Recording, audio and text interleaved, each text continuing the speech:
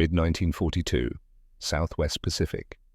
The ocean doesn't care about doctrine, it doesn't care about calculations or bombing tables, or the confident promises made in Washington briefing rooms 6,000 miles away. The ocean simply exists, blue and endless, hiding the enemy beneath clouds and distance. And today, like 17 days before it, the ocean was about to swallow another failure whole. 20,000 feet above the Solomon Sea, the bomb bay doors opened. Inside the lead B-17, the bombardier hunched over his northern sight, eye pressed to the rubber cup, watching the crosshairs dance across grey steel shapes, cutting white wakes through dark water. Japanese destroyers, 3 of them. Perfect formation. The math said this should work. Wind drift corrected, altitude confirmed, release angle calculated to the 3rd decimal point. The bombardier's finger moved to the release lever. Below, on the bridge of the destroyer Yamakasi, the captain didn't even look up. He'd seen this dance before. 17 times before. He simply raised 2 fingers. The helmsman nodded, waited. At 20,000 feet, the bombardier pulled the lever. 40 seconds. That's how long a bomb takes to fall from that altitude. 40 seconds of belief. 40 seconds of hope that physics and training and American ingenuity could bend the trajectory of high explosives through 4 miles of empty air and strike a moving target the size of a city block. 40 seconds of math versus reality. On the Yamakasi, the captain lowered his fingers. The helmsman turned the wheel. Smooth. Practiced. Almost bored. The destroyer slid sideways through the water, elegant as a dancer, covering half a mile in the time it took gravity to do its work. The ocean erupted, not in fire but in harmless white plumes, geysers of seawater blooming and dying, dozens of them, scattered across the sea like a child's tantrum. Every single bomb missed, not by inches, by hundreds of yards. The destroyers sailed on, untouched, untroubled, almost contemptuous in their ease. Inside the B-17, nobody spoke. What was there to say? This was the 17th time, the 17th mission, the 17th failure. Behind them, the rest of the formation wheeled away, bomb bays empty, fuel tanks burning, morale bleeding out into the tropical sky. On the destroyer's deck, a young sailor laughed and waved at the retreating bombers. His captain said nothing. There was nothing to say. The Americans had numbers, they had aircraft, they had courage, certainly, but they didn't have an answer to the simplest equation in naval warfare. Speed beats gravity, movement beats precision, reality beats theory, every single time. Major General Thaddeus Merrick arrived at Port Moresby 3 days later. He was 52 years old, stood 5'6" in his flight boots, and looked like someone's disappointed uncle who'd been asked to fix a problem nobody else wanted to touch. His head was bald except for a grey horseshoe fringe. His face was weathered leather. His eyes were pale blue and direct, the kind that didn't blink when bad news arrived. He'd been a pilot in the First War, back when aircraft were canvas and wood and prayers, back when you shot at the enemy with a pistol because machine guns hadn't been figured out yet.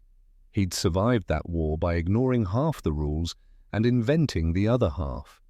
Now they'd sent him here to fix the unfixable. The briefing room at Port Moresby smelled like mildew and defeat. Merrick sat at the head of a table covered in reports, photographs, and operational summaries. He read in silence for 20 minutes while 3 staff officers waited, sweating in the humidity. Finally, he looked up. 17 missions, he said. His voice was flat, almost gentle. 0 ships sunk. Yes, sir. 2,347 bombs dropped. Yes, sir. 3 hits. 3 out of 2,347. Nobody answered. The math spoke for itself. 0.12% accuracy, a batting average that would get you laughed out of a sandlot baseball game. Merrick closed the folder. "Show me," he said. 6 hours later, He was in the right seat of a B-17, climbing through humid air toward operational altitude, 20,000 feet. The number everyone believed in. The number that promised safety from anti-aircraft fire, accuracy from the Norden bomb site, victory from modern air power. The number that was killing his men for nothing. They reached altitude. The target appeared below, 11 miles away, a Japanese destroyer making a supply run down the slot, alone, confident, untouchable. Merrick watched through binoculars as his aircraft and 3 others approached, watched the bomb bay doors open, watched the bombardiers hunched over their sights, doing everything the manual said to do, everything that should work. Watched the bombs fall. 40 seconds. He counted them in his head. 1 Mississippi, 2 Mississippi, 40 Mississippi. The destroyer turned. Not frantically, not in panic, just turned as though responding to a mild suggestion, and the bombs that should have destroyed it instead raised harmless white flowers in its wake. On the flight back, nobody spoke. Merrick stared out the window at the ocean below, calculating. 40 seconds. Destroyer makes 30 knots. 30 knots equals 50 feet per second. 40 seconds equals 2,000 feet. 2,000 feet, half a goddamn mile. You could put the bomb exactly on target mathematically, and in the time it took to fall, the target would be in the next zip code. The bombardiers weren't failing. The calculations weren't wrong. The Norden site was performing exactly as designed. The physics was simply unbeatable. At 20,000 feet, precision bombing wasn't flawed doctrine. It was impossible doctrine. No amount of training, no improvement in technology, no refinement in technique could change the fundamental equation. Gravity takes 40 seconds, and in 40 seconds a destroyer moves half a mile.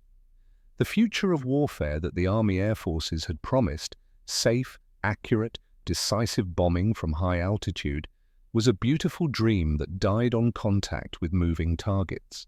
Back on the ground, Merrick walked past the debriefing room, past the operations shack, past the tired mechanics and the exhausted flight crews.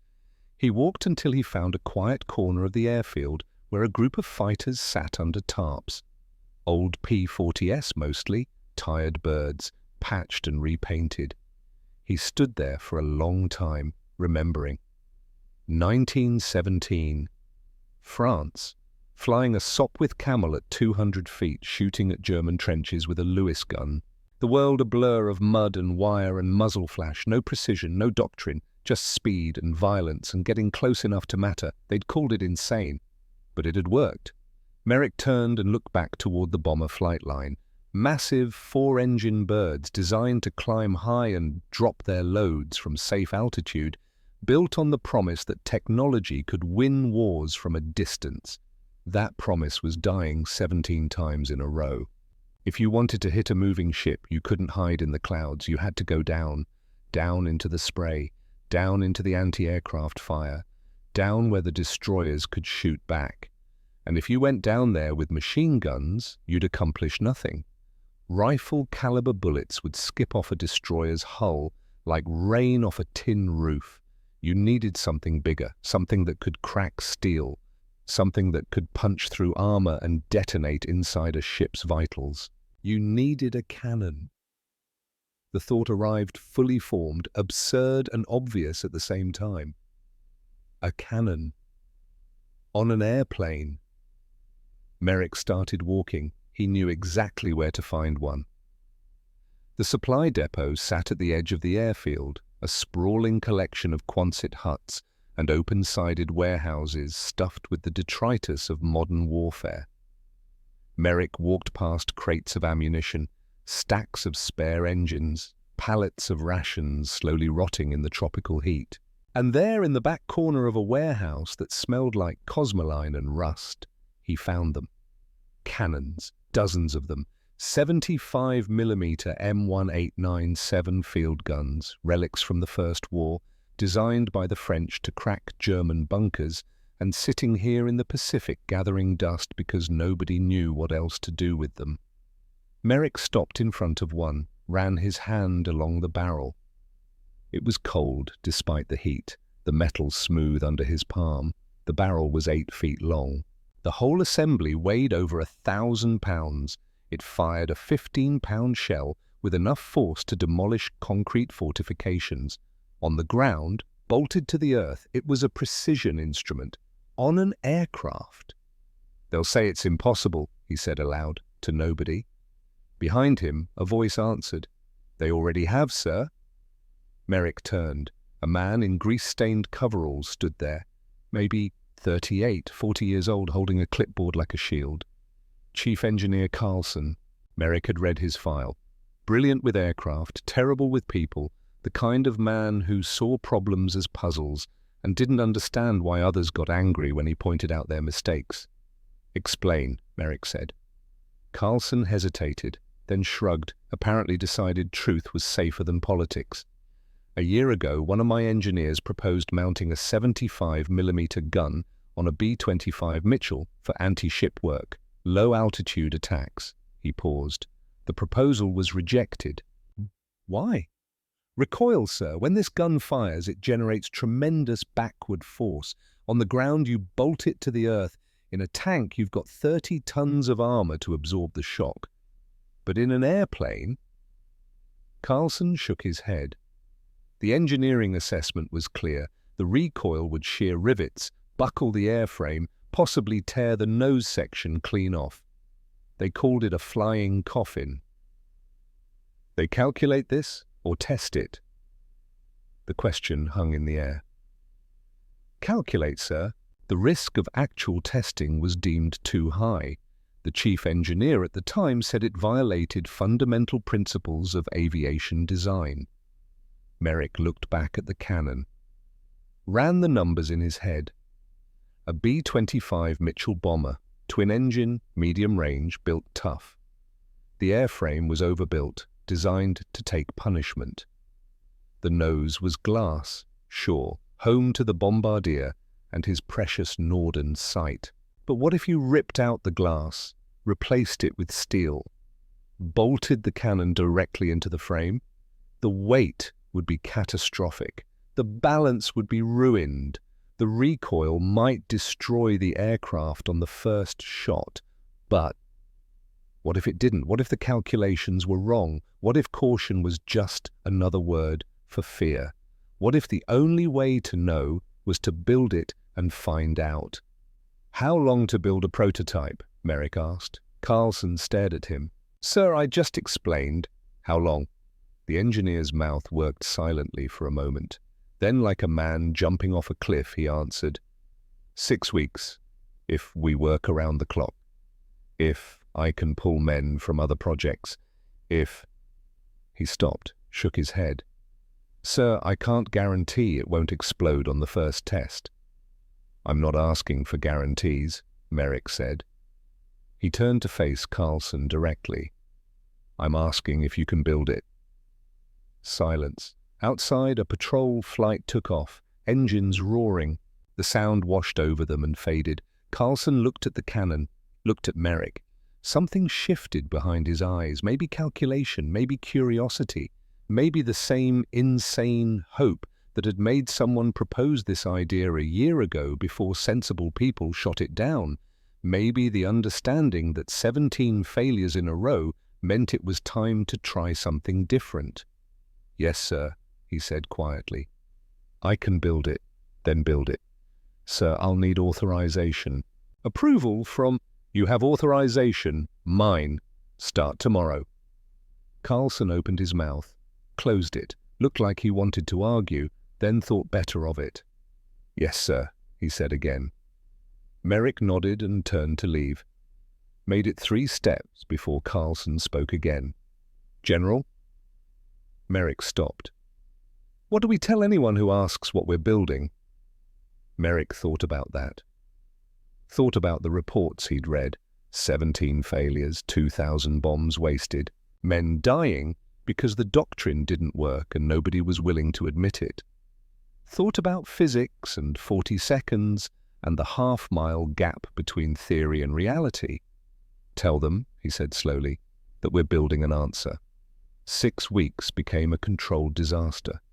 The B-25 they chose was pulled from the flight line, and dragged into a hangar at the far end of the field, away from prying eyes. What happened to it in those 6 weeks was less like aircraft modification and more like surgery without anesthesia. The elegant perspex nose, that beautiful greenhouse where the bombardier sat with his Norden sight and his bombing tables, was sawed off like an amputated limb. In its place, mechanics welded a blunt steel snout, ugly and brutal, reinforced with heavy plate. The 75mm cannon was lowered into position by crane, a massive brute of a weapon that looked obscene, jutting from the front of an aircraft. It was so large the pilot could reach out from his seat and touch the breech. There was no elegance to the installation, just metal, bolts, and welds applied with brute force. The aircraft's balance died instantly. The nose sagged toward the ground like a wounded animal trying to bow. To compensate, mechanics didn't consult aerodynamic charts or stress calculations. They simply bolted 300 pounds of raw lead into the tail section, adding weight until the plane sat level again. It was ugly, it was heavy, it was wrong by every principle of aviation design. Test pilots came to look at it and walked away shaking their heads. Word spread through the base. The old man had gone insane. He was building a flying coffin, a suicide machine, a weapon that would kill its own crew before it killed the enemy. They called it the flying artillery. Beneath the jokes was fear. Merrick came to the hangar every day, watched the progress, asked questions. Carlson answered them with increasing nervousness, like a man explaining a card trick he wasn't sure would work. The recoil system is hydraulic, but we're reinforcing it with steel bracing. The gun mount is welded directly to the primary airframe support beams. We've added a manual loading mechanism. Someone will have to stand next to the gun and load 15-pound shells by hand, in flight, in combat. The test calculations show stress loads that exceed... I know, Merrick said. He stood there, hands in his pockets, staring at the monstrosity they'd created. It looked like something assembled from spare parts and desperation. The steel nose gave it a predatory, blunt appearance. The cannon jutting from the front made it look unbalanced, dangerous, like a knife fighter who'd taped a sword to his chest.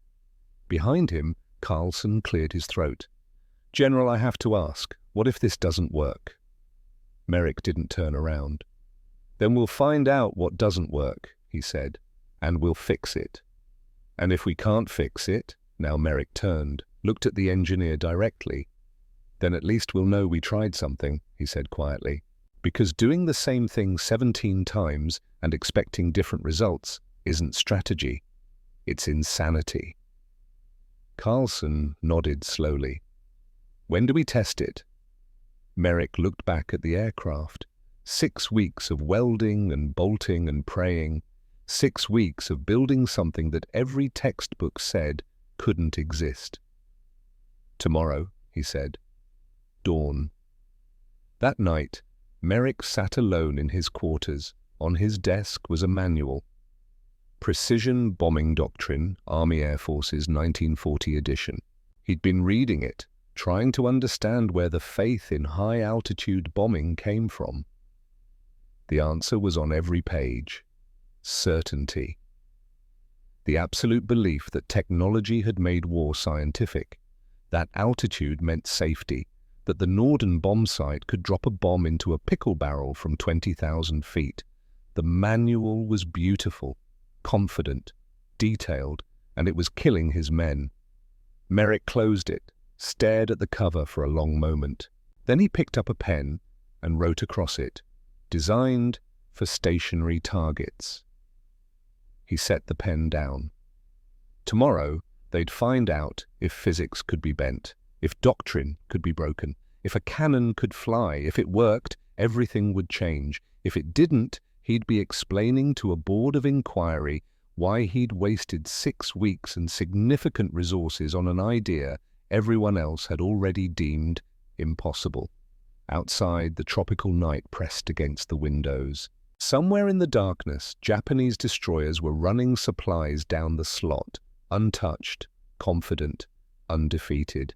Tomorrow, Merrick thought, tomorrow we bring the war down to their level. Tomorrow we stop bombing from the clouds and start shooting from the waves. Tomorrow we find out if impossible is just another word for untested. He turned off the light and sat in the darkness, listening to the distant sound of the ocean, thinking about a 15-pound shell traveling at 2,000 feet per second, thinking about steel punching through steel, thinking about fire and physics, and the price of being wrong. Dawn was 6 hours away. Dawn came cold and grey over Port Moresby. The modified B-25 sat on the tarmac like a threat. Its steel nose catching the first light, the cannon barrel jutting forward like an accusation. Mechanics had worked through the night. Final checks, final welds, final prayers whispered over rivets and bolts. Now it waited. Merrick stood 50 yards away, coffee in hand, watching flight crews arrive for the morning briefing. He watched them notice the aircraft, watched them stop, stare. Some laughed nervously, others shook their heads and kept walking. Nobody volunteered. He'd expected that. At 0700, he walked into the briefing room. 30 pilots sat in folding chairs, tired men in sweat-stained flight suits, men who'd flown 17 missions and hit nothing, men who were beginning to understand that courage and skill meant nothing against physics. Merrick stood at the front. No notes, no prepared speech. "We've built something," he said. A B-25 with a 75mm cannon mounted in the nose.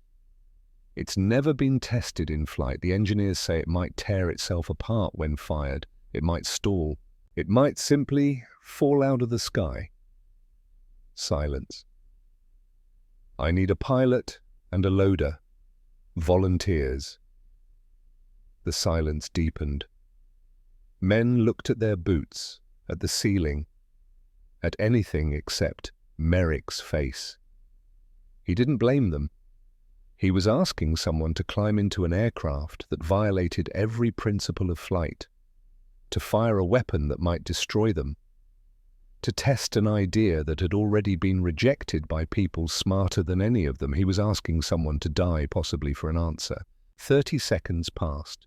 Then a chair scraped. A man stood. Captain, late 20s, medium build, the kind of face that disappeared in a crowd. His flight suit had a name stenciled above the pocket. Randolph. "I'll fly it, sir."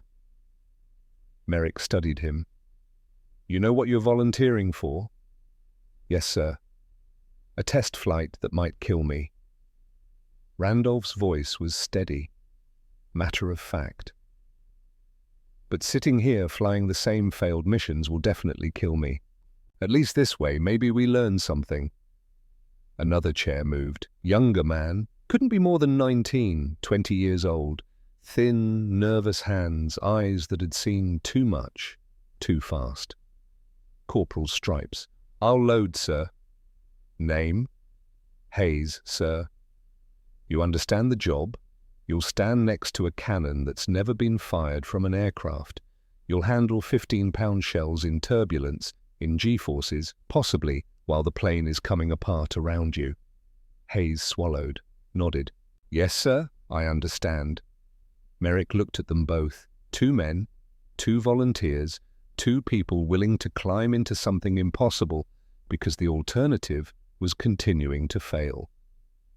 "Wheels up in 30 minutes, he said. The B-25 used nearly every foot of runway. Merrick watched from the tower as Randolph pushed the throttles forward, engines screaming, the aircraft lurching forward like a drunk animal. It accelerated slowly, painfully, the nose-heavy weight fighting every law of aerodynamics. Halfway down the runway, 3/4. The end of the asphalt approaching fast, jungle beyond, nothing but trees and certain death. And then impossibly, reluctantly, the wheels lifted. The B-25 clawed its way into the humid air, climbing like it didn't want to fly, engines straining, every rivet and weld protesting the physics being inflicted upon them. But it flew.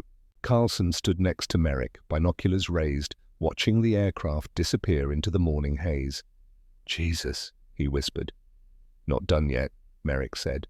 The target was a coral reef 15 miles offshore, chosen because if the aircraft disintegrated, at least it would happen over water where no one would die, except the volunteers who'd signed up for it.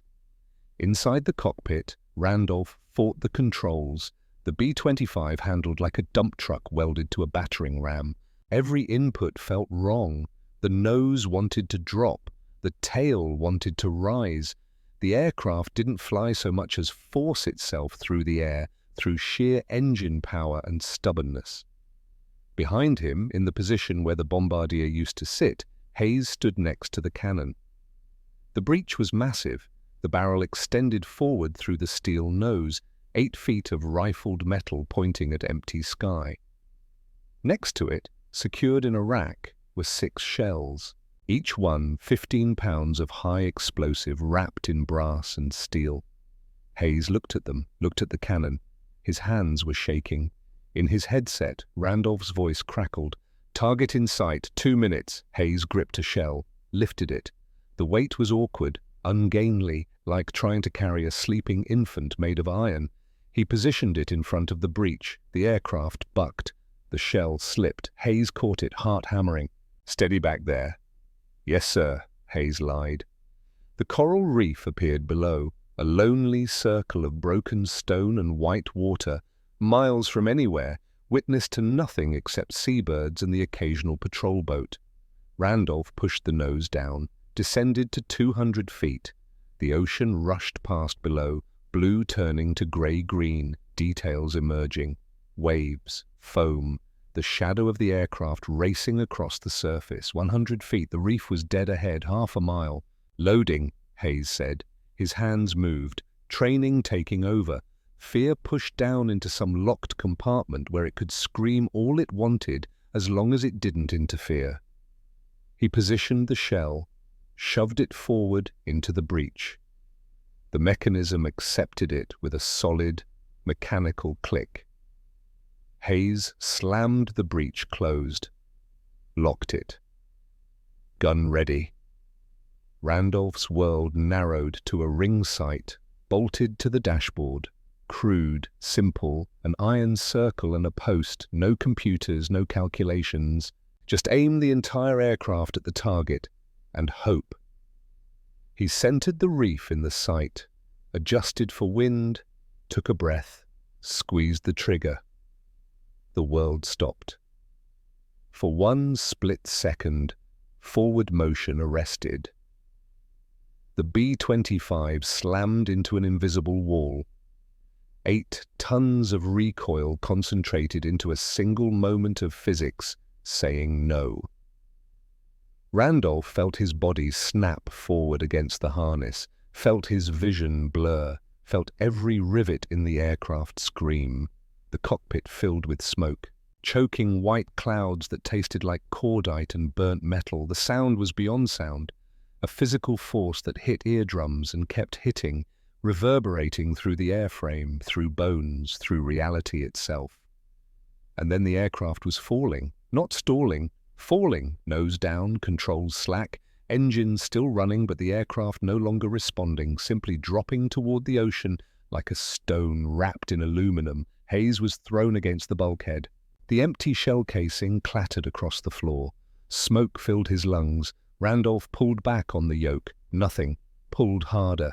The ocean was right there. 30 feet, 20. He could see individual waves. And then, somehow, the controls caught. The elevator responded. The nose lifted 1 degree, 2 degrees, the aircraft bottoming out its dive at 10 feet above the water, so low Randolph could see his reflection in the waves. The engines screamed, the wings flexed. Physics and engineering and prayer balanced on a knife edge and held. The B-25 climbed slowly, fighting for every foot of altitude. The smoke began to clear. Randolph's hands were welded to the yoke. His breathing came in gasps. Behind him, Hayes was coughing, retching, trying to find air in the cordite fog. "Status," Randolph managed. "Alive," Hayes croaked. "Check the gun." Hayes pulled himself upright, looked at the cannon. The breech was closed, the barrel was intact. No visible damage, no cracks, no breaks. "Gun's fine, sir." Randolph leveled off at 500 feet, turned the aircraft in a slow circle. His ears were ringing, his hands were shaking. Every muscle in his body felt like it had been hit with a hammer. But the wings were still attached, the engines were still running, the aircraft was still flying. He keyed the radio. "Tower, this is test flight 1. Gun has been fired. Aircraft is intact. Returning to base." Wow. In the tower, Merrick lowered his binoculars. Carlson was staring at him, mouth open. "Did he just say, 'Get to the flight line,'" Merrick said. "I want that aircraft inspected the moment it lands." But there was something else. Something Randolph had said. Something he hadn't said. Merrick raised the binoculars again, looked toward the reef. Even from 15 miles away, even through the haze, he could see it. A column of white water and pulverized coral erupting exactly where the nose had been pointed. The shell had hit. First shot. First time. Perfect. Merrick lowered the binoculars slowly. "Physics hadn't won," he said quietly. "Fear hadn't won. The airplane survived." Behind him, Carlson was laughing. Or crying. Maybe both. The aircraft landed 20 minutes later, trailing smoke from the gun bay, hydraulic fluid streaking the fuselage. When the wheels touched down, Randolph let out a breath he hadn't known he was holding. Mechanics swarmed the B-25 before the engines even stopped, measuring, checking, looking for cracks, stress fractures, anything that would prove the engineers right and the test a fluke. They found nothing. The airframe had held. The welds were solid, the reinforcements had done their job, the impossible had worked. Merrick walked up as Randolph climbed down from the cockpit.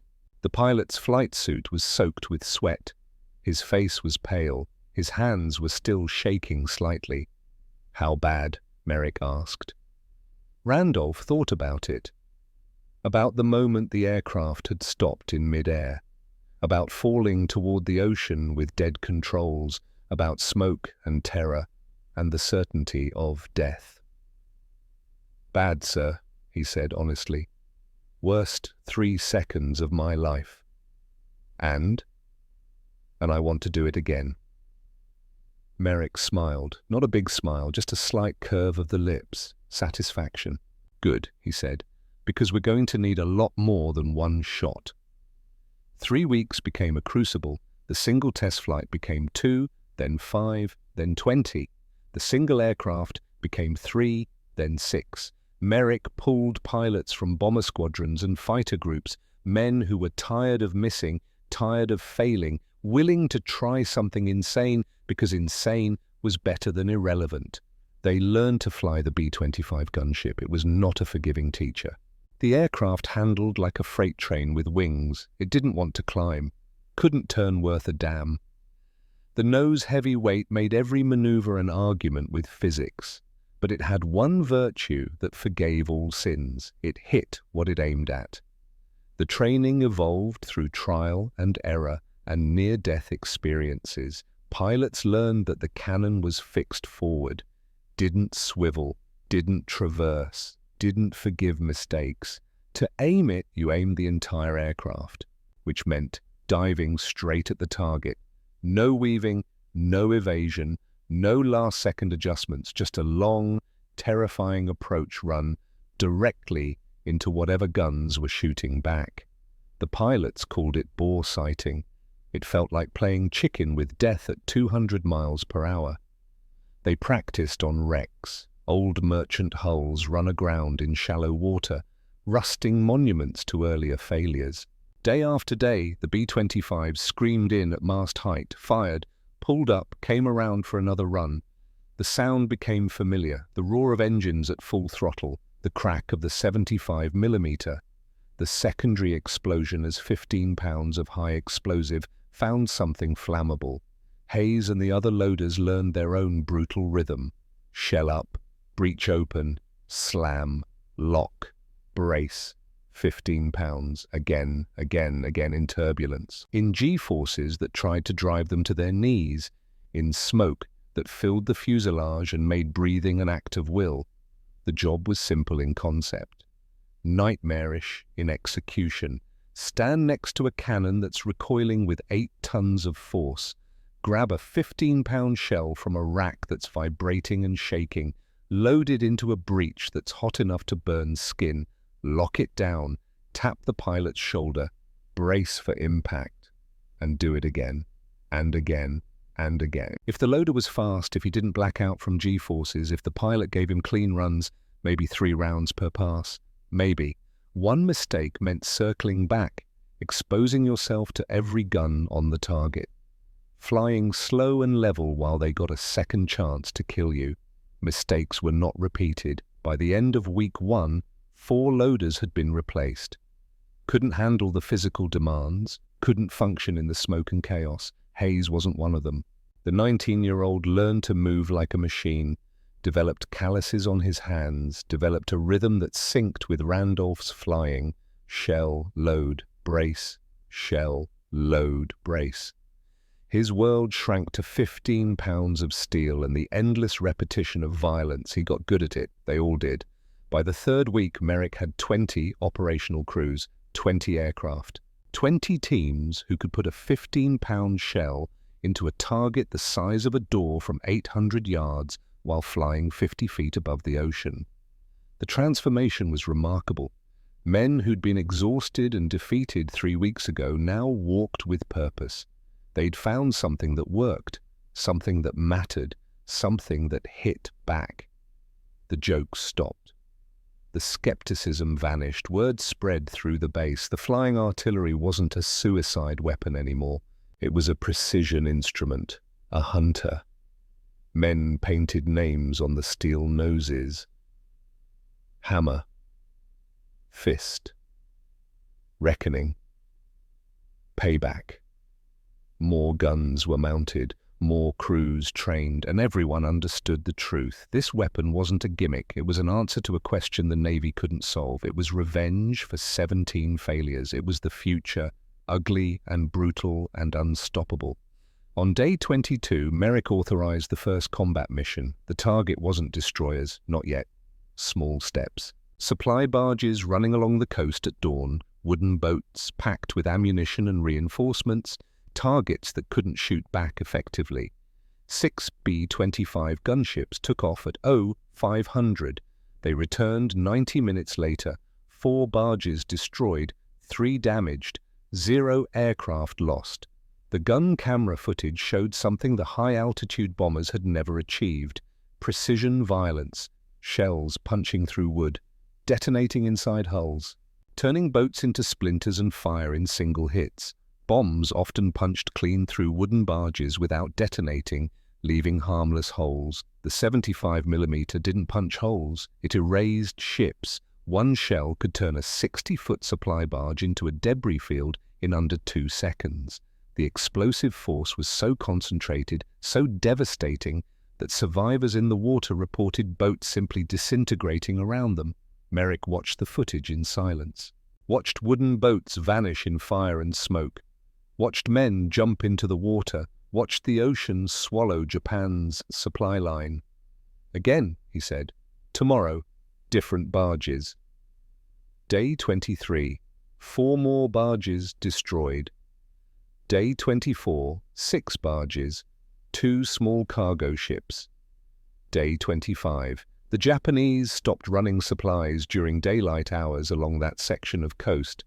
The crews came home wide-eyed, silent, realizing what they'd unleashed. This wasn't strategic bombing. This wasn't high-altitude precision. This was violence delivered at arm's length, brutal and personal and unstoppable. Randolph sat in the debriefing room after the 4th mission, hands wrapped around a cup of coffee, staring at nothing. Hayes sat next to him, still smelling like cordite, uniform stained with gun oil. "You okay?" Randolph asked quietly. Hayes didn't answer immediately. Just looked at his hands, 19 years old, calloused, burned in 2 places from hot brass. "We killed 16 men today," he said finally. "I counted, saw them on the deck of that cargo ship. 16 men." "Yeah. Does it get easier?" Randolph thought about that, about the faces he'd seen, about men diving off burning ships, about the mechanical efficiency with which they'd destroyed boat after boat. "No," he said honestly, "it doesn't get easier. You just get better at not thinking about it during the mission." "And after?" "After, you remember why we're doing it. Those barges were carrying ammunition, supplies for men who are killing our guys in the jungle. Every boat we sink is one less attack on our positions." Hayes nodded slowly, didn't look convinced, but didn't argue. They sat in silence, drinking bad coffee, listening to other crews debrief, learning to live with what they'd become. Killers, efficient ones. More names were painted on steel noses. More crews trained, more missions flown. By day 28, Japanese supply runs during daylight had stopped completely along a 100-mile stretch of coastline. The B-25 gunship had proven itself against soft targets. Now it was time to find out what it could do against hard ones. Day 28. Merrick was reviewing maintenance reports when the intelligence officer knocked on his door. Major Pearson, good man, cautious, not prone to exaggeration. He looked excited. "Sir, we've got signal intercepts, Tokyo Express, major convoy, 8 destroyers escorting 4 transports. They're making a run to Leh in 48 hours. Merrick set down his pen. 8 destroyers. "Yes, sir. Biggest convoy they've run in 3 months. Intel says they're carrying an entire regiment. Artillery, supplies for a major offensive." "When?" "Day after tomorrow, dawn. They'll be passing through the Huon Gulf around 0700. Merrick stood, walked to the window. Outside, the B-25 gunship sat on the flight line, ugly and brutal and ready. 20 aircraft, 20 crews, 3 weeks of training, versus 8 destroyers crewed by men who'd spent months shooting down bombers who believed speed and anti-aircraft fire made them invincible. This was what they'd built it for. This was the test. "How many aircraft can we put in the air?" 12, sir. Fully armed, full crews." "Ordnance?" 4 shells per aircraft. That's the maximum safe load given the weight. 12 aircraft, 4 shells each, 48 shots against 8 warships. The math was terrible. The alternative was worse. Merrick turned from the window. "Alert the crews. Full briefing at 1800. Mission launch at 0530. Weather?" "Clear skies, low clouds, perfect for low approach." "Good." Merrick paused. "And Pearson?" "Sir?" "This stays quiet. No radio chatter, no loose talk. If Tokyo gets wind we know about this convoy, they'll change routes." "Understood, sir." Pearson left. Merrick sat back down, looked at the reports on his desk. Maintenance logs, training scores, aircraft status. Everything said they were ready, everything except experience. These crews had destroyed barges, undefended targets, wooden boats that couldn't shoot back. Destroyers were different. 300 feet of hardened steel wrapped in anti-aircraft guns, crewed by veterans who'd been shooting at aircraft for months. One lucky hit from a destroyer's main battery would turn a B-25 into confetti. But high-altitude bombing had failed 17 times. This was the only other option. Merrick pulled out a sheet of paper, began writing. Mission brief, Operation Sledgehammer. Target, Japanese destroyer convoy, 8 combatants. Objective, maximum disruption of enemy supply lines. Approach, low altitude, mast height attack. Armament, 75mm cannon, primary weapon. He stopped, stared at the blank space after expected casualties. How many aircraft would come back? How many men? He didn't know. Nobody knew. This had never been done before. Merrick set down the pen, closed his eyes, thought about 40 seconds, about bombs falling uselessly into the ocean, about destroyers sailing on untouched, about the definition of insanity. When he opened his eyes, he finished the sentence. Expected casualties, unknown. Success, probability, unknown. Alternative, continue current doctrine and guarantee failure. That night, the briefing room was packed. 12 crews, pilots, co-pilots, loaders, gunners, men in their 20s and 30s, faces tanned, leather brown, eyes that had seen the future and decided to punch it in the face. Merrick stood at the front. Behind him, a map of the Huon Gulf, a red line showing the convoy's projected route. Tomorrow morning, he said, 8 destroyers, 4 transports, the biggest target we've faced. No one moved.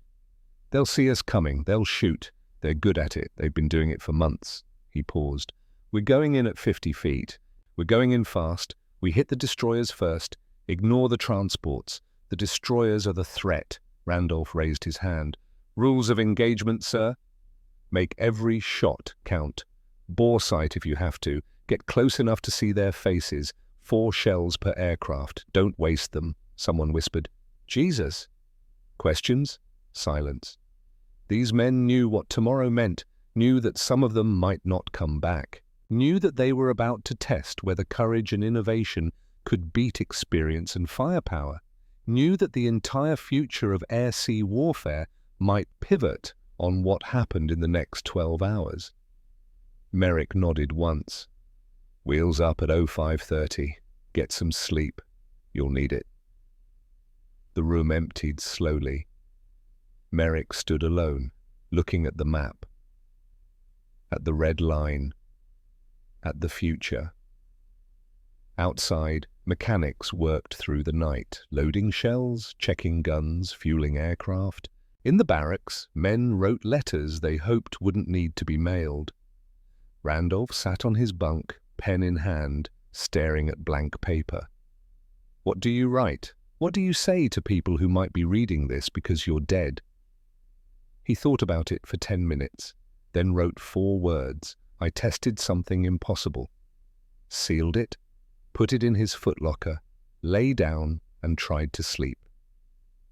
Across the room, Hayes was already asleep, or pretending to be, hard to tell in the dark, and somewhere out on the ocean, 8 Japanese destroyers steamed south through the night, confident and untouchable, unaware that the equation was about to change, unaware that dawn would bring something they'd never seen before, unaware that impossible was just another word for untested.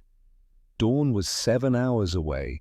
The ocean before dawn is a different animal, not the cheerful blue of postcards, but something older, darker, a grey expanse that swallows light and sound and gives nothing back except the promise that whatever happens on its surface will be witnessed by no one except those involved. Perfect for killing. At 05:30, 12 B-25 gunships rolled down the runway at Port Moresby. Merrick stood in the tower, coffee cold in his hand, watching them take off one by one. Randolph's aircraft first, nose heavy, clawing for altitude, then the others, each one using every foot of asphalt, each one fighting gravity and common sense to get airborne. When the last aircraft disappeared into the pre-dawn darkness, Carlson spoke quietly. "How many come back, sir?" "All of them," Merrick said. "Or enough." It wasn't an answer. It was a hope dressed up as certainty. The flight took 40 minutes. 40 minutes of flying low over black water, navigation by dead reckoning and faith, 12 aircraft in loose formation, each crew alone with their thoughts and the sound of engines and the weight of what was coming. In the lead aircraft, Randolph checked his watch, checked his heading, checked everything twice because there was nothing else to do, and checking kept the fear manageable. Behind him, Hayes stood next to the cannon, one hand on the breech, feeling the vibration through the metal, thinking about 15-pound shells and recoil and the fact that in about 10 minutes people would be trying very hard to kill him. He was 19 years old. He didn't feel 19. He felt about 1,000. The sky began to lighten, not sunrise yet, but that grey pre-dawn where the world loses its edges and everything becomes shadow and suggestion. Randolph keyed the radio. One click. The signal. Target ahead. He dropped lower. 50 feet above the water now, close enough to see individual waves, close enough that if an engine quit, they'd have about 3 seconds before impact. And then, emerging from the murk like ghosts materializing into steel, the convoy appeared. 8 destroyers in 2 parallel columns, grey metal cutting white wakes through dark water. 4 transport ships huddled between them, fat and vulnerable and irrelevant, because the destroyers were the threat, the destroyers were the target, the destroyers were everything. 300 feet of hardened steel each one, wrapped in anti-aircraft guns, crewed by men who'd spent months shooting American aircraft out of the sky. They looked invincible. Randolph felt his hands tighten on the yoke. "Contact," he said into the radio. 8 destroyers engaging. On the bridge of the lead destroyer, the captain, a man named Takeda, 41 years old, 17 years in the Imperial Navy, was drinking tea when the lookout called out. "Aircraft, low approach, bearing 270. Takeda set down his cup without haste, walked to the bridge window, raised his binoculars. American bombers, medium-sized, B-25s probably. Flying at wave-top height, approaching fast, he smiled slightly. Low altitude meant torpedo attack. The Americans had finally learned that high-altitude bombing was useless. They'd adapted, good for them. But torpedo attacks were predictable. Textbook defense existed. "All ships," he said calmly into the radio, "turn into the attack. Narrow the profile. All batteries, open fire when in range." The destroyer turned, smooth, practiced, presenting its bow to the approaching aircraft, minimizing the target area, making it harder for a torpedo to find the vulnerable midsection. On the decks, anti-aircraft crews swung their weapons around, waited for the aircraft to come into range, waited for the Americans to drop their torpedoes. Takeda watched through binoculars. The aircraft were close now, very close. 500 meters, 400. Any second now they would release, any second. The lead aircraft kept coming. 300 meters, no torpedo. 200 meters. Still no torpedo. Takeda's smile faded. Confusion crept in like cold water. Why weren't they releasing? Why weren't they pulling up? Torpedo bombers always released at this range and turned away. The American plane came straight on, nose down, charging head-on like it wanted to collide with his ship. And then he saw it. Something jutting from the nose. Not a bomb, not a torpedo, something that looked like... No, that was impossible. Artillery doesn't belong on aircraft. It can't. The recoil would... The thought had barely formed when the world exploded into violence. Machine guns opened first. Not the scattered fire of defensive gunners, but concentrated streams of tracer fire that swept across Takeda's bow like a scythe, smashing glass, shredding antennas, forcing anti-aircraft crews to duck behind shields. The incoming fire was so intense, so focused, that for 3 crucial seconds, the destroyer's defensive fire faltered. And in those 3 seconds, the B-25 closed to point-blank range. Inside Randolph's aircraft, Hayes had the shell loaded. His hands were steady now. Training had taken over. Fear was still there, screaming in the back of his mind, but his body knew what to do. "Gun ready!" he shouted over the engines and the machine gun fire, and the sound of bullets hitting their aircraft like hail on a tin roof. Randolph centered the ring sight on the destroyer's bridge, watched it grow in his vision, saw details, portholes, railings, the face of a man looking up at him with an expression of pure disbelief. Close enough to see faces, close enough to see the exact moment understanding arrived. He squeezed the trigger. The B-25 stopped, not literally, but that's what it felt like. 8 tons of recoil, concentrated into one moment. The aircraft slammed against its own momentum, every rivet screaming, the airframe flexing, physics and engineering balanced on the edge of catastrophic failure. Randolph's vision blurred. His body snapped forward against the harness, hard enough that he'd have bruises for a week if he survived the next 5 minutes. The cockpit filled with white smoke. And then, through the smoke, through the chaos, through the impossible violence of what they'd just done, came the result. The shell hit. 15 pounds of high explosive and steel, traveling at 2,000 feet per second, punched through the destroyer's bow plating like it was paper. Detonated inside. The explosion came from within, a bloom of fire and fragmented metal that erupted through deck seams and portholes. Something critical had been hit. Boiler, steam line, ammunition storage, something that made the destroyer lurch sideways like a wounded animal. Smoke poured from the wound, black and angry. The perfect white wake faltered. For the first time in the Pacific War, a warship had been cracked open by an airplane firing artillery, and everyone in the sky knew there was no going back now. Randolph hauled the aircraft into a hard turn, gravity doubling, the world tilting 90 degrees. Behind him, Hayes fought the G-forces, dragging another shell from the rack, muscles burning, vision narrowing to a tunnel. The destroyer was still moving, wounded but not dead. Its guns were coming back online, tracking, firing, black flowers of flak bursting in the air around them. The other 11 B-25s were in the fight now.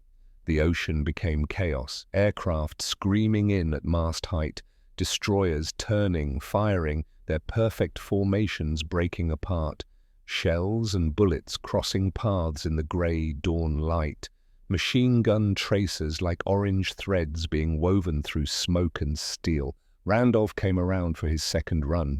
The wounded destroyer wasn't maneuvering anymore. It was limping, listing slightly to port, fire licking from the hole in its bow, but it was still shooting, still dangerous, still capable of killing him. He lined up on the stern, where the depth charges were stored, where speed lived. "Loading!" Hayes screamed over the intercom, hands moving automatically now. Shell up, breech open, slam, lock. The routine they'd practiced 50 times. "Gun ready!" Randolph dove, lower this time.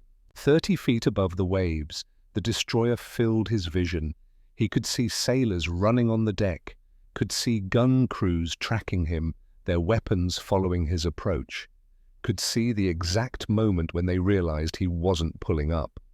Machine guns first, the brutal curtain of fire that swept the stern, forcing men down, buying precious seconds. Then the cannon. The world stopped again. The recoil, the smoke, the moment of arrested motion that felt like dying. And then the shell struck near the depth charge racks and the world detonated. Secondary explosion. The depth charges went up in a rolling fireball that tore the destroyer's aft section open like a tin can under a sledgehammer. Debris arced into the air. A 40-foot section of deck plating flipped end over end, splashing down 100 yards away. The water itself rippled outward in a dark, expanding ring. When the smoke cleared, the destroyer's wake was gone. The screws had stopped. The ship lay dead in the water, burning from bow to stern, broken, finished. Randolph pulled up, hands shaking so badly he could barely hold the yoke, breathing in gasps, trying to process what he'd just witnessed. Behind him, Hayes was laughing. Or crying, maybe both, making sounds that weren't quite words. The battle lasted 8 minutes. 8 minutes of violence compressed into a space smaller than a football field. 12 B-25s attacking, circling, firing, pulling up, coming around again. 8 destroyers trying to shoot them down, trying to maneuver, trying to survive, something they'd never trained for, something that shouldn't exist. Shell after shell punched through steel. Some detonated inside, blooming fire from within. Some punched clean through and out the other side. Some missed, sending up geysers of white water that marked near misses measured in feet. But enough hit. One destroyer stopped dead in the water, burning from stem to stern, its crew abandoning ship into the oily water. Another lost its entire bow section, just gone, sheared off by a direct hit to the forward magazine, the explosion so massive it was felt on the other destroyers a mile away. A third began to list heavily to starboard, taking water through a hole below the waterline the size of a garage door. Its pumps overwhelmed, its fate sealed. The transports tried to scatter. Two made it, turning and running at full speed. One took a shell through its engine room and stopped, dead in the water, smoke pouring from its stack. The fourth caught fire when a shell hit stacked fuel drums on deck, and within minutes the crew was abandoning ship, the flames spreading too fast to fight. And through it all, Merrick's crews flew and fired and fought and learned in real time how to kill warships, how to survive anti-aircraft fire, how to be something new. Not bombers, not torpedo planes, hunters. When Randolph's aircraft ran dry, 4 shells expended, machine gun ammunition exhausted, he pulled up and headed for home. Below, the ocean was littered with wreckage, burning hulls, debris fields spreading for miles, lifeboats pulling away from sinking ships, men in the water, some swimming, some floating, some not moving at all. The Tokyo Express, the symbol of untouchable speed, lay shattered across 10 square miles of ocean. Behind him, the other aircraft were breaking off, climbing, turning for Port Moresby. Randolph did a quick count on the radio. 12 aircraft went in, 12 aircraft coming out, 0 losses, 3 damaged, but all flying. He keyed the mic, voice rough from smoke and shouting. "Tower, this is lead. Mission complete. All aircraft returning. We have—" He paused, trying to find words for what they'd just done, trying to comprehend the magnitude. "We have changed the equation." In the tower, Merrick lowered his binoculars. His hands were steady. His face was expressionless. But inside, something was burning. Not triumph, not yet. Just the cold certainty that everything had just shifted, that the war had just bent in a new direction, that the impossible had been tested and found to be merely difficult. "Get the cameras ready," he said quietly. "I want every frame of gun camera footage secured and duplicated the moment they land." Carlson was staring at him, eyes wide. "Sir, we just destroyed a destroyer convoy, with aircraft, with cannons mounted on aircraft. This changes everything." "I know. The Navy couldn't do this. Submarines couldn't do this. We just did what an entire task force couldn't accomplish." "I know." Merrick turned from the window, looked at Carlson directly. "Get me a line to Washington. Priority. They're going to want proof, and they're going to want it immediately." "What do we tell them?" "The truth," Merrick said. "We built a weapon everyone said was impossible. We flew a mission everyone said would fail. And we just killed the Tokyo Express." He paused, then added quietly, "And this is just the beginning." The B-25s came home looking like they'd been through a thresher. Bullet holes stitched across wings and fuselages, dozens of them, hundreds.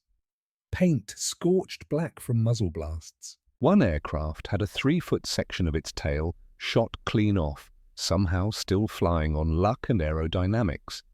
Another had hydraulic fluid streaming from a ruptured line, leaving a red mist in its wake.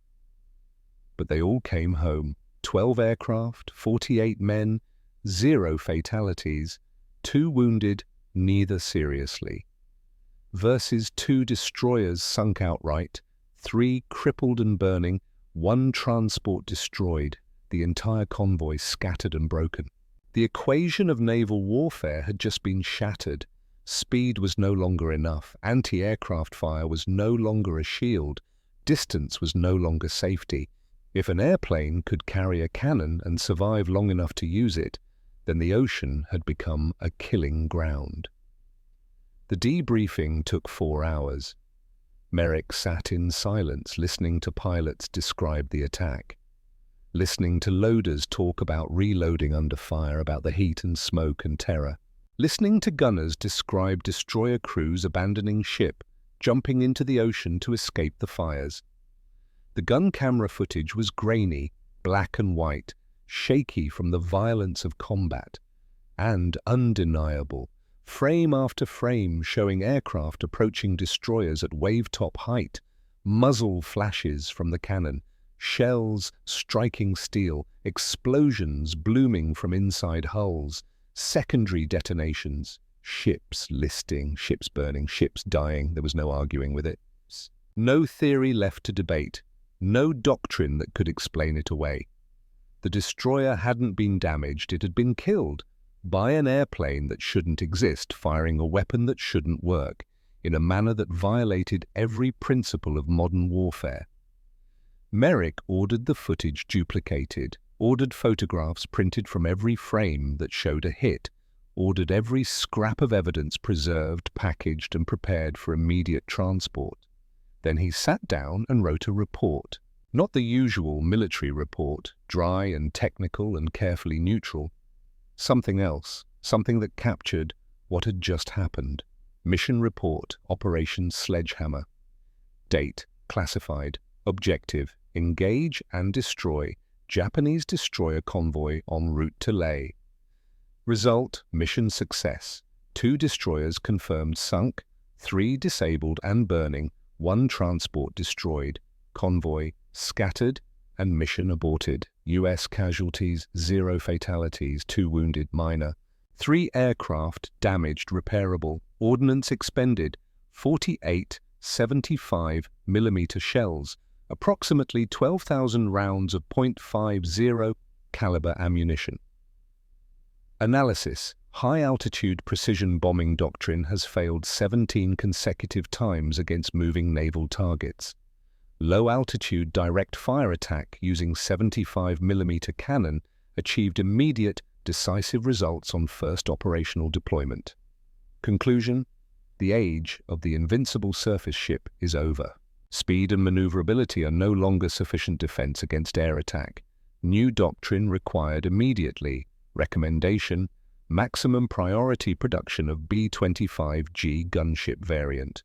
Immediate expansion of training program. This capability must be deployed fleet-wide before the enemy develops countermeasures. He signed it, sealed it, handed it to a courier with orders to fly it to Washington on the next available transport. 3 days later, the response came back. Not a reprimand. Not a court-martial for unauthorized modification of aircraft and deviation from approved doctrine. A single line from the Chief of Staff of the Army Air Forces himself. Continue production immediately. Maximum priority. All resources authorized. 6 months passed. The B-25G went into full production. Then the B-25H with even more guns, heavier armor, improved cannon mount. Factories that had been building conventional bombers retooled. Training programs expanded. Merrick's experimental force of 12 aircraft became 50, then 80, then more than 100. Out on the water, the effect was dramatic and immediate. Japanese convoys stopped running in daylight anywhere within range of Allied air bases. They hugged coastlines, hiding in inlets during the day. They moved only at night, running dark, hoping to avoid detection. The Tokyo Express, that symbol of Imperial Navy confidence, that demonstration of untouchable speed, simply stopped running. Captains who'd been confident and aggressive 6 months ago now sailed with fear, knowing that dawn might bring aircraft that could shoot back, that could punch through steel, that could kill their ships. The hunters had become the hunted, and it wasn't stopping with the Southwest Pacific. Word spread through the military. Newsreels showed grainy footage of B-25s attacking ships. Newspapers ran headlines: Flying Artillery Smashes Japanese Navy and New Superweapon Ends Destroyer Threat. Other theaters wanted it. Europe requested gunships for coastal attacks. The China-Burma-India theater demanded them for river patrol. Navy commanders who'd initially scoffed at the idea now competed for allocation. The impossible weapon that had been rejected a year ago was now essential. Standard. The new normal. Merrick was promoted to lieutenant general. They wanted to move him to Washington. Staff position, Pentagon, safe and comfortable and far from the fighting. He declined. "I built this," he said simply. "I stay until it's finished." They didn't argue. Heroes got what heroes wanted. The war ground on. The Pacific Campaign advanced island by island. The gunships evolved. New weapons replaced the 75mm, larger calibers, rockets, eventually guided munitions. But the concept remained. Get close, hit hard. The age of safe, distant warfare was over. The age of precision violence had begun. And it had started with a general who asked a forbidden question, an engineer who built an impossible answer, and crews who flew it into hell and came back to tell about it. 25 years later, 1967, United States Air Force Museum, Wright-Patterson Air Force Base, Ohio. An old man stood in front of a restored B-25 gunship, hands in his pockets, looking at the cannon jutting from the steel nose. Thaddeus Merrick was 72 now, retired, 12 years, white-haired, stooped slightly, eyes still pale blue and direct, though they took longer to focus now. A group of high school students on a field trip clustered nearby, their teacher explaining the aircraft. "This is a B-25 Mitchell bomber, modified during World War II to carry a 75mm cannon. The engineers said it was impossible. The recoil would destroy the aircraft. But a general named Merrick decided to try it anyway, and..."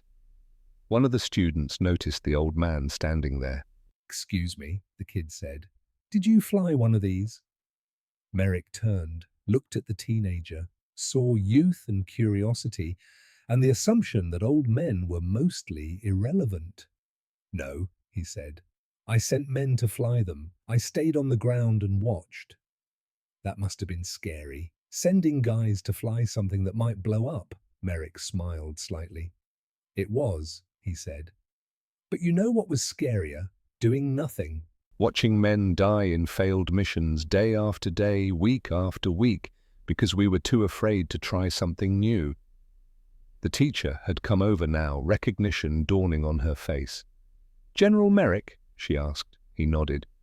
"I thought you might be. I read about you, about this project, about the Tokyo Express."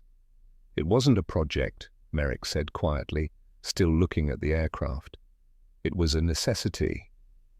He turned back to the students. "They said physics would tear the wings off," he said. "They said the recoil was too much. They said it violated every principle of aviation. They had calculations, reports, expert opinions." "But it worked and worked," one student said. "It worked because we tested it, not because we calculated it, not because we theorized about it." He paused. "We built it, we flew it, we fired it, and when it didn't fall apart, we built 90 more. Another student raised her hand. "What happened to them after the war?" "They were retired. Most were scrapped. The airframes were worn out. The war was over." Merrick pointed to a photograph on the wall showing a large, modern aircraft bristling with weapons. "But the idea didn't die. That's a gunship from the modern Air Force. Bigger, better, more guns, but the philosophy is the same." "And you invented it?" "No," Merrick said firmly. I didn't invent anything. Someone else came up with the idea a year before I arrived and was told it was impossible. All I did was stop listening to people who said it couldn't be done." He looked at the students. Young faces, bright eyes, the future looking back at him. "That's the lesson," he said. "Not that I was smart, not that I was brave, but that I was willing to be wrong. Willing to test something everyone else had already rejected. Willing to risk failure because the alternative, the guaranteed alternative, was continuing to fail." The teacher herded the students toward the next exhibit. Merrick stayed behind, alone with the B-25. He thought about Randolph, retired now in Florida, still walking with a slight limp from a crash, 3 years after that first mission against the Tokyo Express. He thought about Hayes, who'd died in 1953, heart attack, too young, but who'd spent 8 years after the war training the next generation of gunship crews, passing on the knowledge bought with fear and smoke. He thought about Carlson, the engineer who'd believed when it mattered, gone now 5 years, buried with full honors at Arlington. He thought about the Tokyo Express and the equation that had been shattered, and the morning when impossible became merely dangerous. And he smiled, not in triumph, not in pride, just in satisfaction that when the moment came, when the question was asked, when someone had to decide between safe failure and dangerous possibility, he'd chosen right. Behind him, a voice spoke. "General Merrick?" He turned, a young Air Force officer, captain's bars, looking nervous and respectful. "Yes?" "Sir, there's someone who wants to meet you.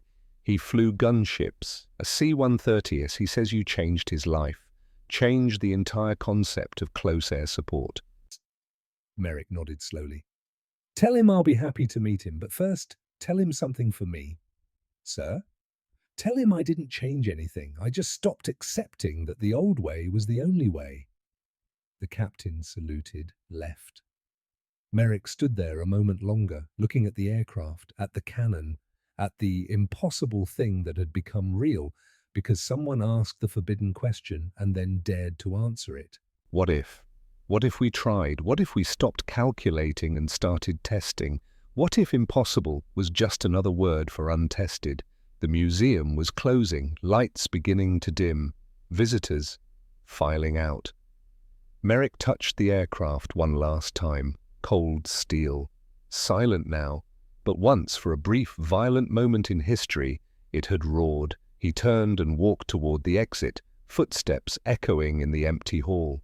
Behind him, the B-25 gunship waited in the shadows, a monument to the moment when doctrine died and innovation was born. When a general threw away caution, when physics was tested and found to be flexible, when the impossible flew, fired, and changed the war forever. Merrick left the museum as the last visitors filed out into the Ohio spring evening. The air was cool, the sky was clear. He drove home slowly, hands steady on the wheel despite the arthritis, thinking about 48 shells fired in 8 minutes, thinking about men who'd trusted him enough to fly the impossible, thinking about the gap between theory and reality and the courage required to cross it. 4 years later, in the summer of 1971, Thaddeus Merrick died peacefully in his sleep at the age of 76. Pneumonia, quick and relatively painless, the way old pilots prefer to go. They buried him at Arlington National Cemetery with full military honors. 3-volley salute, folded flag presented to a nephew, Merrick having never married. A crowd of perhaps 200 people stood in the rain, former pilots and loaders and engineers, men in their 50s and 60s now, standing silent and straight despite aching joints and old wounds. The headstone was simple granite, no different from thousands of others except for what it said: Lieutenant General Thaddeus H. Merrick, United States Army Air Forces, 1895 to 1971. He tested the impossible. No mention of the B-25 gunship, no mention of destroyers or the Tokyo Express, no mention of the 8 minutes that changed naval warfare forever. Just that single line, because that's what he'd done. Not invented, not discovered, not created something from nothing, just tested, just asked what if, and then built the answer, just refused to accept that impossible meant no. And in that testing, in that refusal, changed everything. Decades later, the aircraft that traced their lineage back to that first insane prototype still fly.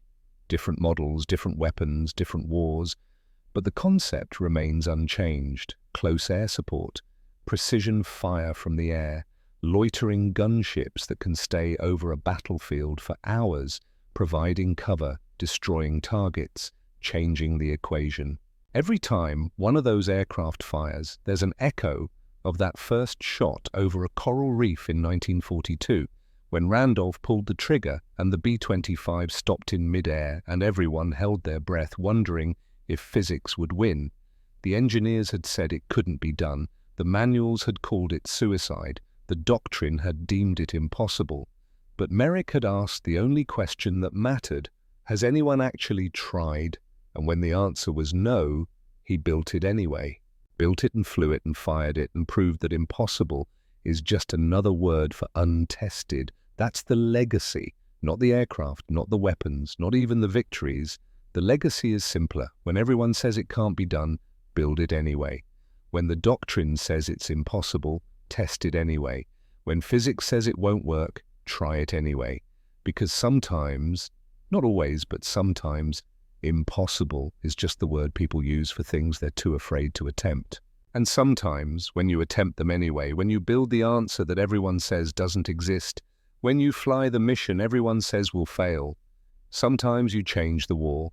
Sometimes you change warfare itself. Sometimes you change history. One impossible shot at a time.